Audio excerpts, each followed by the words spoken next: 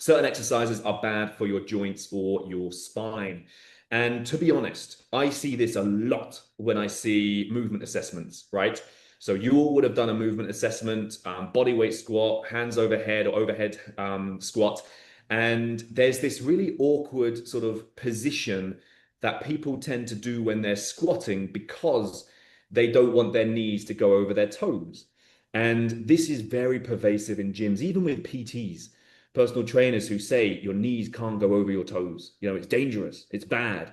You're going to damage them, there's going to be pain. And a lot of the time, what happens is then the individual squats, but really tries to push their hips back. And then what they find is their center of gravity goes off, and therefore they kind of fall backwards, right? And so by focusing or forcing your body into a particular movement, it actually creates an unnatural movement. And so things like knees over toes or deadlifts are really, really good and powerful and strong exercises. And these sorts of things tend to come from, outdated rehab results or coaching advice, fear-based mongering when it comes to fitness messaging, and just generally poor understanding of how the body works, load tolerance and biomechanics as well. And so really, the body will adapt to the stress that you put it under. So for example, earlier when I said use it or lose it, right? If you are not exposing your body, maybe, to a point like this, your body's not going to be comfortable to get into a position like that. So I wouldn't say, do this from tomorrow because again, it takes time to build the confidence, to build the range for a position or an extreme position like that. But it's not something that should be avoided, right? Or it should be done in line with an acceptable load or weight associated with it.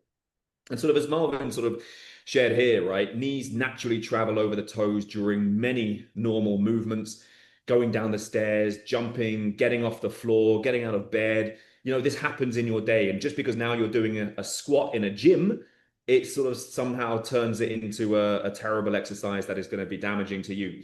Same thing with deadlifts, right?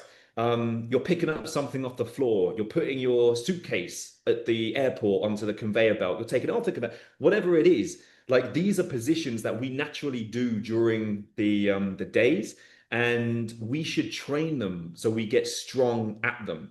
The issue generally is poor load management. There could be other factors like poor recovery, sort of poor sleep, stress, insufficient nutrition, these sorts of things that then can lead to injury or people performing the exercise in a potentially subpar kind of way. And generally, like if you strength train, you build up, progressively overload. This is the thing that's actually going to improve joint health and resilience. It's not something that you want to avoid. There's someone we work with, I think she's on this call as well. And when she started, she had really bad back pain, right? Doctor, never lift anything heavy. Never, like, don't go to the gym, don't get stronger. And so all that's going to happen if you avoid a certain movement is you get weaker. And the problem with getting weaker is then you're going to get other problems associated with that, worse problems. And so the best thing that you can do is start to build up very, very, very gradually, right?